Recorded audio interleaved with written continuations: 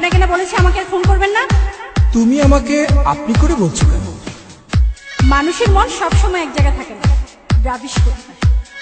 মাইয়া মানুষের মন আজকাল শেয়ার বাজারের মতো উঠানামা করে। হ্যাঁ, হ্যালো ডার্লিং, কেমন আছো তুমি? ভালো। অনেকক্ষণ ধরে তোমার নাম্বারটা বিজি পাচ্ছি। আর বলো না, অচেনা একটা নাম্বার থেকে আমায় ভীষণ বিরক্ত করছিল।